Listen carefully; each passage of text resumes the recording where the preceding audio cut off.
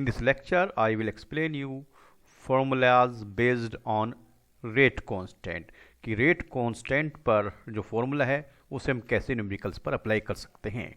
जैसे इसमें यूज़ करते हैं कि कंसंट्रेशन की term initial and final, amounts की term initial and final, pressure की terms initial and final, percentage की टर्म्स और फ्रैक्शन की टर्म्स। इसके अलावा यहाँ पर होंगे न्यूमेरिकल्स हाफ लाइफ पीरियड पर बेस्ड, रेट कांस्टेंट पर बेस्ड एंड टाइमिंग पर बेस्ड। किस तरह से, जिनमें कांस्टेंट गिवन है और हाफ लाइफ पीरियड फाइंड करना है, या हाफ लाइफ पीरियड गिवन है कांस्टेंट फाइंड करना है, या फिर आपको टाइम फाइंड करना है। कुछ कंडीशनल न्यूमेरिकल्स जैसे कि भाई 99% कंप्लीशन का जो टाइम है वो 90% का डबल है, या 99.9% को कंप्लीट होने में लगा टाइम हाफ लाइफ पीरियड का डबल। इस तरह के न्यूमेरिकल्स भी इस लेक्चर में मैं एक्सप्लेन करूंगा। For numericals this is the formula for the first order reaction, rate constant, time, and this one is initial concentration are naught and this one is final concentration. अगर A की term में दिया है तो यहाँ पर क्या हो जाएगा, ए, बी है तो बी, जो भी रिएक्टेंट दिया है यहाँ हमने आर एज ए रिएक्टेंट लिया है, ठीक। लेकिन अगर बात वो इन टर्म्स ऑफ करता है क्वांटिटी, तो क्वांटिटी की टर्म्स में अगर बात करता है तब हम आर नोट को आर नोट ना कह के हम ले लेंगे X, R X naught this one, और ये हो जाएगा सिंपली एक्स, और x को हम कह रहे हैं इनिशियल क्वांटिटी x नॉट और x फाइनल क्वांटिटी, जो कि किस में मेज़र होगी, इन ग्राम्स में मेज़र होगी, जबकि जो कंसंट्रेशन है वो किस में मेज़र होगी, मोलरिटी, मोल पर लीटर। ओके। लेकिन अगर बात परसेंटेज की कर रहे हैं इन टर्म्स ऑफ परसेंटेज, तब इनिशियल आपका सिंपली हो जाएगा 100। What is this is 100, initial is 100 in terms of percentage, और फाइनली आप यहाँ पे कुछ भी मान सकते हैं, X Y Z A B C कुछ भी मान ले, this one is the final. जो भी आपको फाइनल गिवन होगा वो आप यहाँ पर पुट कर देंगे, that is initial concentration, that is final concentration. जो भी आपको गिवन है, फाइनल जो रह गया है, जो कंज्यूम हो गया वो नहीं होता फाइनल, जो बचा है रिएक्शन में जो बच गया है वो फाइनल है। इन टर्म्स ऑफ फ्रैक्शन, तो जब इन टर्म्स ऑफ फ्रैक्शन की बात करेंगे तो इनिशियल हो जाएगा आपका 1, क्योंकि फ्रैक्शन तो 1 में से ही होता है, और फाइनली आप A B C D X जो भी चाहें वो पुट कर सकते हैं। तो 1 का मतलब सीधे 1, यहाँ नोट नहीं, का मतलब इनिशियल फ्रैक्शन, और यहाँ जो ए या बी जो भी एक्स लिखा है आपने, that is the final fraction. Clear. तो in terms of concentration are not, initial concentration unit होगा मोल पर लीटर, जिसे कैपिटल एम से रिप्रेजेंट करते हैं, एंड दिस द फाइनल जो रह गया है, वो नहीं जो कंज्यूम होगा। ऐसे ही क्वांटिटी की टर्म में 10 ग्राम से 5 ग्राम रह गया है, या 10 ग्राम से 3 ग्राम कंज्यूम हुआ तो 7 ग्राम बचेगा, तो x note initial quantity, x final quantity. तो फॉर्मूला आप अपनी मर्जी से चेंज कर सकते हैं, बट वहाँ पे शो करें कि this is initial quantity and this is initial final quantity. 100 initial percentage, this one is final percentage. जब आप इसको एब्रीवेट कर देंगे, बता देंगे क्या क्या आप क्यों ले रहे हैं, then you will have the absolutely correct formulation and you will get correct answer of your numerical. This one is the example 4.7 of NCERT. A first order reaction is found to have rate constant 5.5 multiplied 10 to the power minus 14 per second. Find the half life of the reaction. The value of constant is given first. इसको note कर लिया है। अब हमें find करना है क्या, half life period. तो half life period T half and constant में क्या रिलेशन है फर्स्ट ऑर्डर रिएक्शन के लिए, that is T half is equal to होता है 0.693 upon K. On putting the value of K here, यहाँ पर के की वैल्यू पुट करेंगे 5.5 इंटू 10 की पावर -14। तो सॉल्यूशन के लिए 10 की पावर -14 को ऊपर ले गए तो हो गया 10 की पावर +14, 5.5। अब क्या किया कि कैलकुलेशन को आसान बनाने के लिए पॉइंट को हम इधर खिसका गए राइट साइड में। जब राइट साइड में पॉइंट को खिसकाया तो 10 की पावर पॉजिटिव वाली 1 कम हो गई, रह गई 10 की पावर 13। जैसे ही डेसिमल को पॉइंट 1 डिजिट राइट साइड में खिसकाया तो ये हो गया 6.93 और 10 की पावर 14 से 1 कम हो गई, चूँकि 1 डिजिट राइट साइड में मूव किया था तो 10 की पावर 13 रह गया। अब 6.93 को 5.5 से डिवाइड करने पर 1.26 आता है और 10 की पावर 13 यहाँ ऑलरेडी है। द क्वेश्चन एनसीईआरटी एक्सरसाइज में 4.13, calculate the half life of A first order reaction from there rate constant. That is just similar, जैसे यहाँ पर रेट कांस्टेंट गिवन था के, यहाँ पर भी के की वैल्यू गिवन है। 3 पार्ट्स हैं, 1 बाय 1 सभी को सोल्व कर सकते हैं। तो first part will be the answer in such A case. Similarly अब आप 4 ईयर्स करेंगे तो आंसर t½ ईयर्स में आ जाएगा। NCERT दिस 4.13 एक्सरसाइज से क्वेश्चन है, calculate the half life of A first order reaction from there rate constant given below. First part में जो रेट कांस्टेंट की वैल्यू गिवन है 200 इंटू 200 सेकेंड इनवर्स, तो हम क्या करें, इस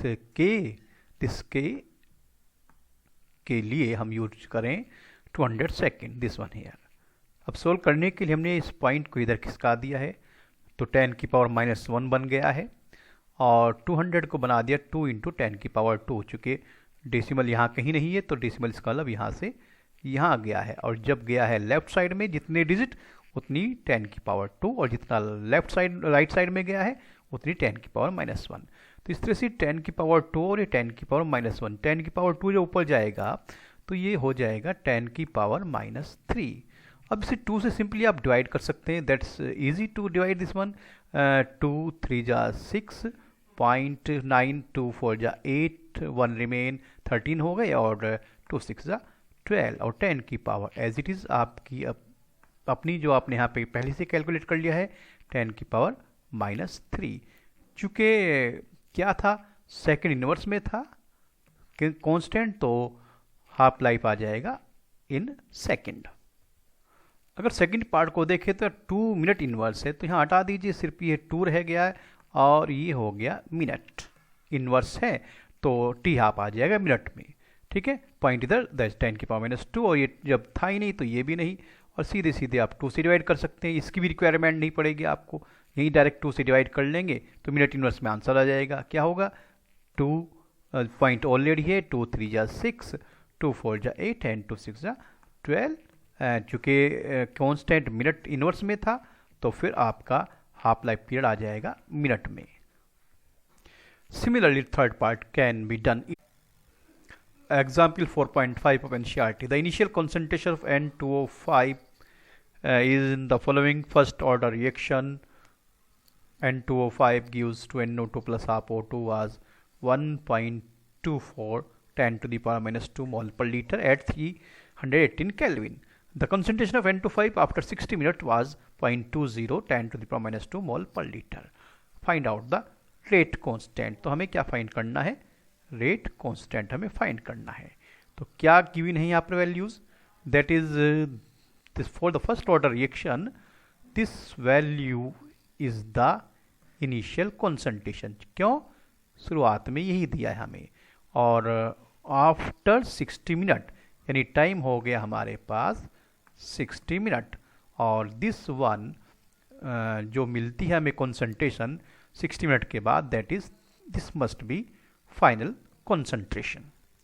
तो इनिशियल कंसंट्रेशन हमारे पास R0 की लिखते हैं 1.24 10 की पावर -2 m और टाइम 60 मिनट, और that is yours final concentration. According to formula of the first order reaction, constant is equal to 2.33 upon time log initial concentration upon final concentration.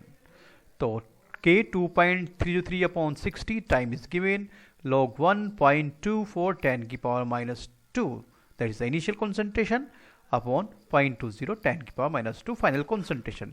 जैसे आप देख रहे हैं 10 की पावर माइनस 2 से 10 की पावर माइनस 2 कैंसिल हो गया और ये 1.24 का पॉइंट हटा दें, इधर भी पॉइंट हटा दें। क्यों?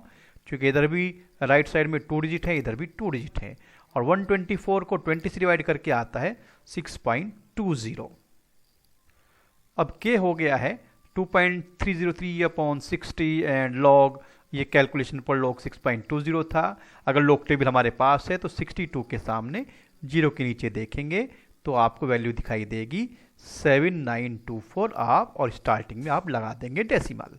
वैसे तो ये वैल्यू आपको एग्जाम में गिवन होगा अगर क्वेश्चन आता है तो अब इसको इससे मल्टीप्लाई करें, बाद में डिवाइड कर दें, then you have the answer 0.0304 minute inverse पर मिनट। क्यों? टाइम मिनट में था इसलिए कांस्टेंट का यूनिट आता है minute inverse. Example 4.8 NCERT show that in first order reaction the time required for the completion of 99.9% is 10 times of half life of the reaction। तो यहाँ पर हमारे पास जो है टाइम जो 99.9% के लिए है, टाइम फॉर 99.9% के लिए टाइम हाफ लाइफ टाइम यानी टी हाफ का 10 टाइम्स है। तो एक्चुअली हमें प्रूव करना है time for 99.9% completion is equal to T half का 10 टाइम्स। तो हम दोनों कंडीशन 1 बाय 1 लेते हैं। पहले for 99.9% completion. In case of percentage मैंने आपको बताया था फॉर्मूला होगा k is equal to 2.303 upon 2 log 100, चूँकि वो इनिशियल, अब परसेंटेज में तो इनिशियल 100 ही होगा और ये फाइनल। अब फाइनल हमने यहाँ 0.1 कहाँ से लिखा है, ध्यान से देखिए, दिस 99.9% कंप्लीट हो गया है। अगर 100 में से इस 99.9% को माइनस करेंगे तो हमारे पास क्या आएगा 0.1%। तो इसका मतलब 99.9% खत्म होने से हमारे पास क्या बचा है 0.9, और हमें फाइनल क्या चाहिए यहाँ पर दिस वन, और दैट इज योर्स 0.1 जब हम 100 में से 99.9 को माइनस करेंगे। अब कैलकुलेशन को देखिए, 0.1 है और 0.1 that is very easy to say 10 to the power -1, और 100 को आप कह सकते हैं 10 की पावर 2, और जब ये 10 की पावर -1 ऊपर जाएगा तो ये हो जाएगा 10 की पावर 3।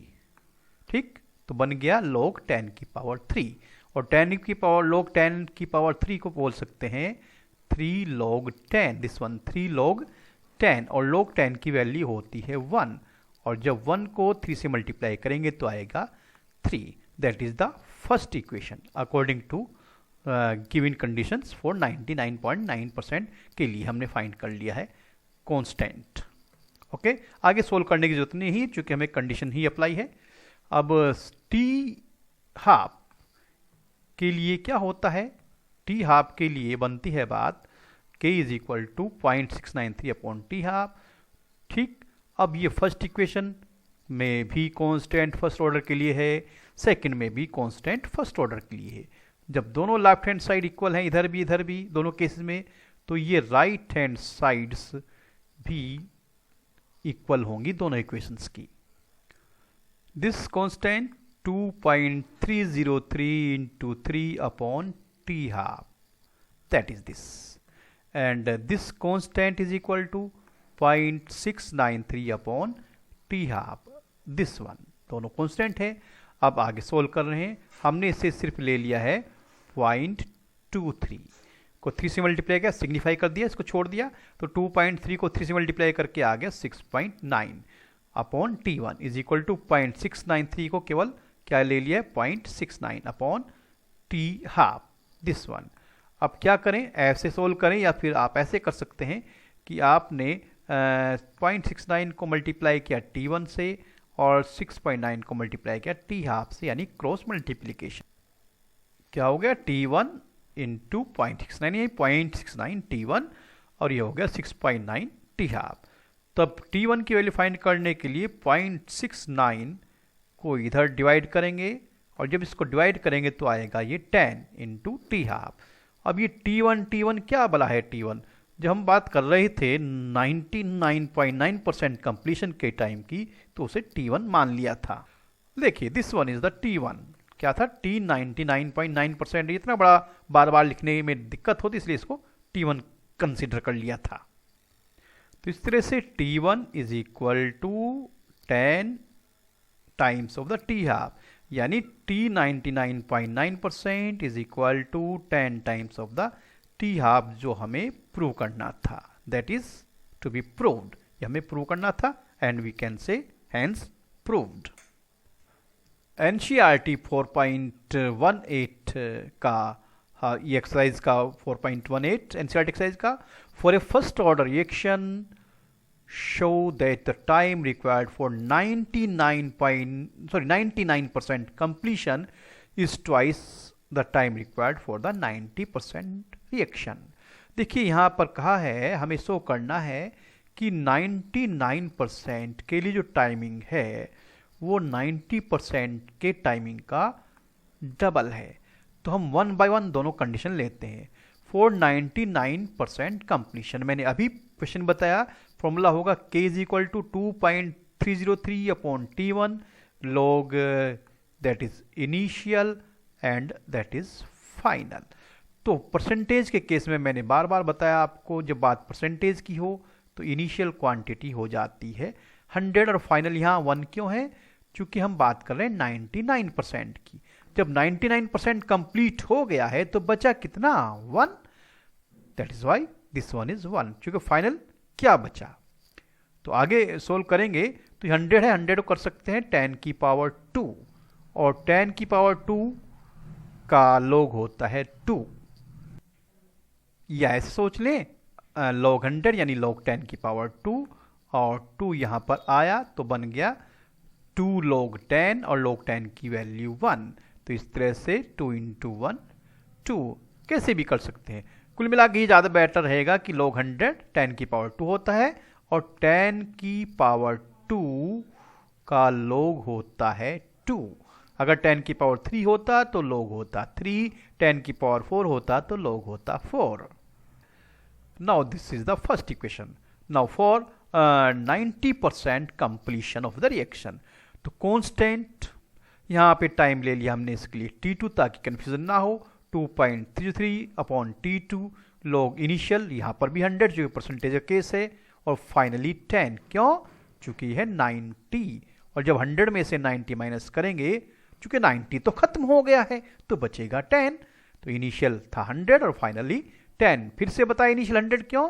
क्योंकि जब केस परसेंटेज का होता है तो शुरुआत में कितना रहा है? 100। 90 खत्म हो गया तो बचा 10। 0 से 0 कैंसिल और log 10 का मतलब 10 की पावर 1 और जितनी 10 की पावर होती है उतना ही वैल्यू होती है log 10 की। log 10 की पावर 1 है तो यहाँ पर इसकी वैल्यू हो जाएगी 1। log 10 की पावर 2 यहाँ बन रहा था तो 2, 3 होता तो 3 and so on. This one k is equal to 2.303 upon half life period multiply by 1, चूंकि log 10 की वैल्यू 1 होता है। On comparing first and second, ये भी फर्स्ट ऑर्डर रिएक्शन कांस्टेंट है, ये भी फर्स्ट ऑर्डर रिएक्शन कांस्टेंट है। तो इसका मतलब this value should be equal to this value, ये दोनों वैल्यूज इक्वल होनी चाहिए।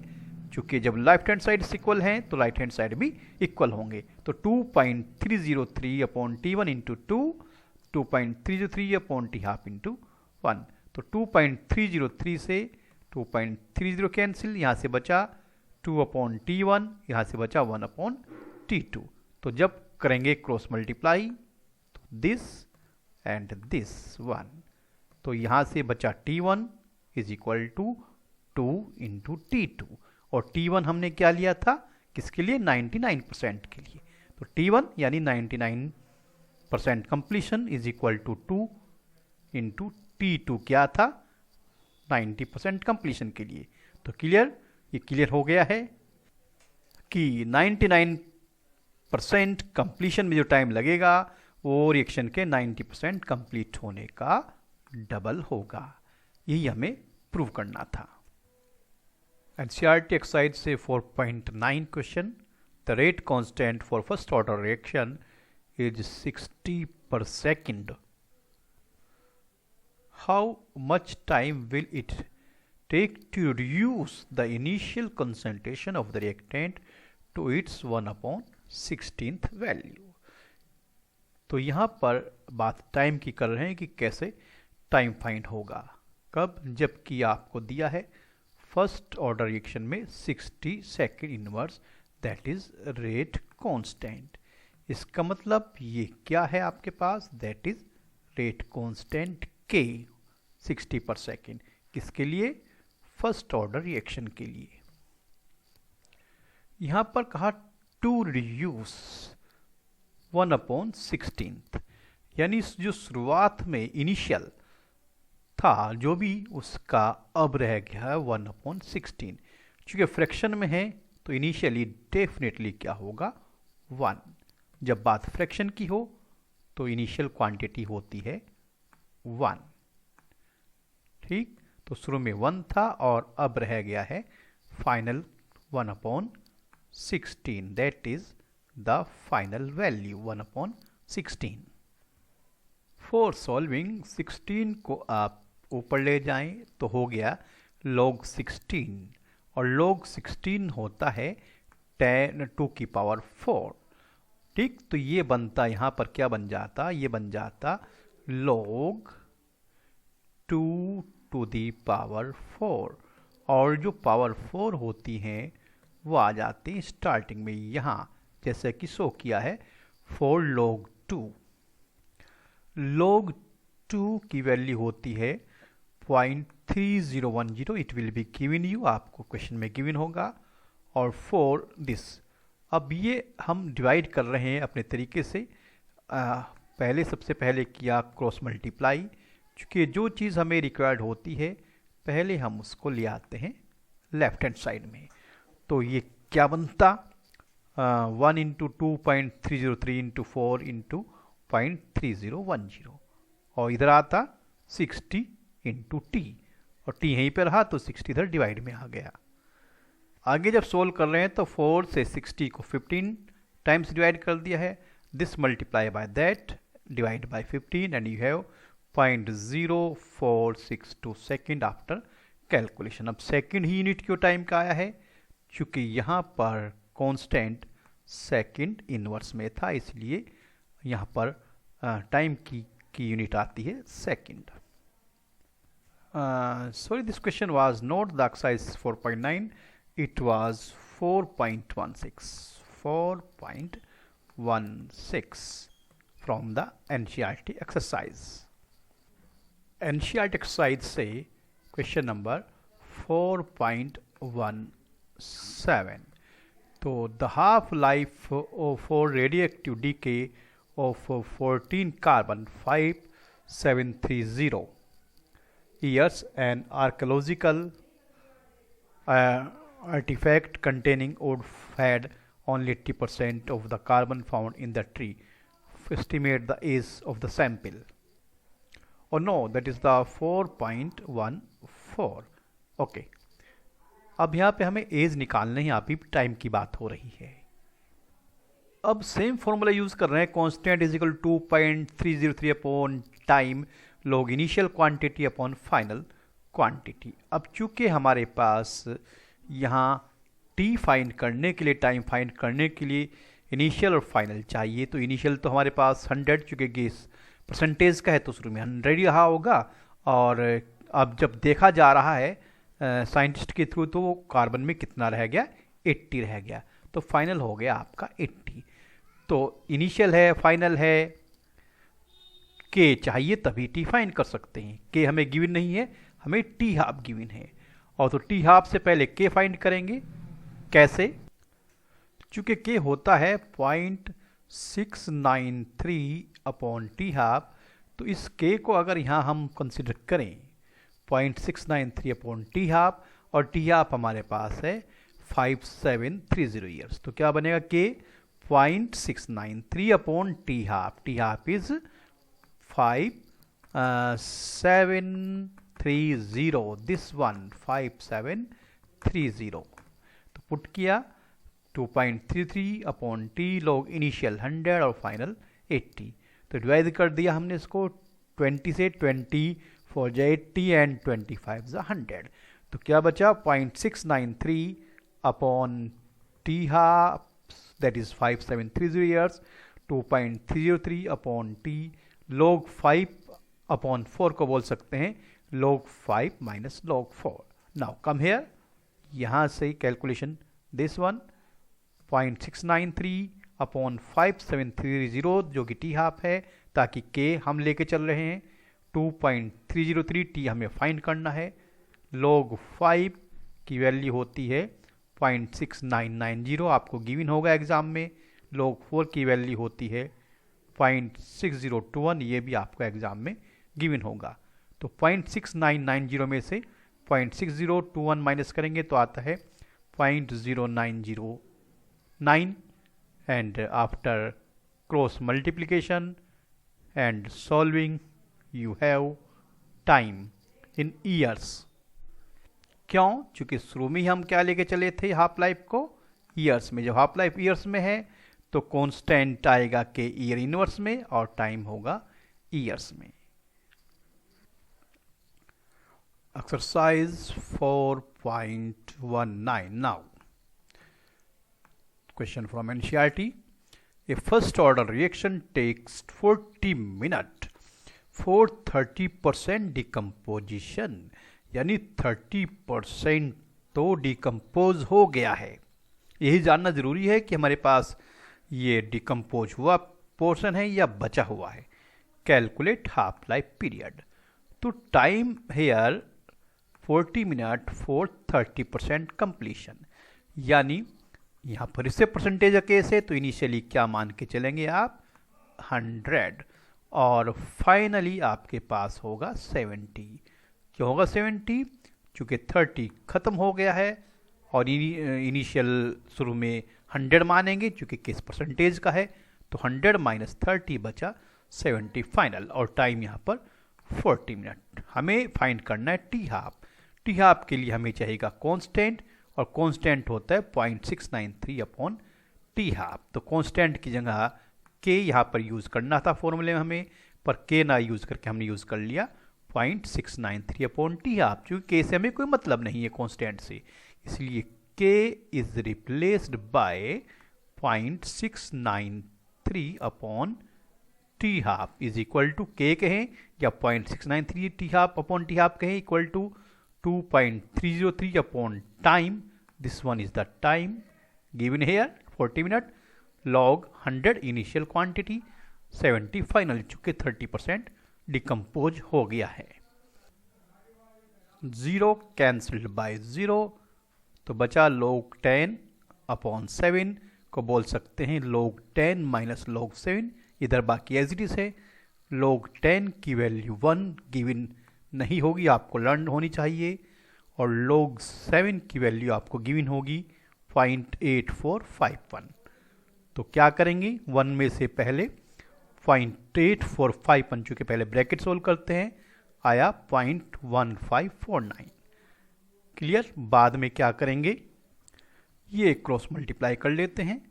तो क्रॉस मल्टीप्लाई करने पर क्या होगा, देखिए 0.693 multiply by 40 here and 2.303.1549 T half इधर होना था, तो ये सब बाकी अपॉन में चला गया है। तो ये कैलकुलेशन तो आप कर ही लें, कर लेनी चाहिए। तो T half on calculation you have 77.70 minute, चूँकि डिस्कस शुरू से टाइम का किस में है, मिनट में है। तो जब टाइम मिनट में था तो यहाँ से ये कांस्टेंट की वैल्यू मिनट इनवर्स में आती, और टाइम टी हाफ के लिए मिनट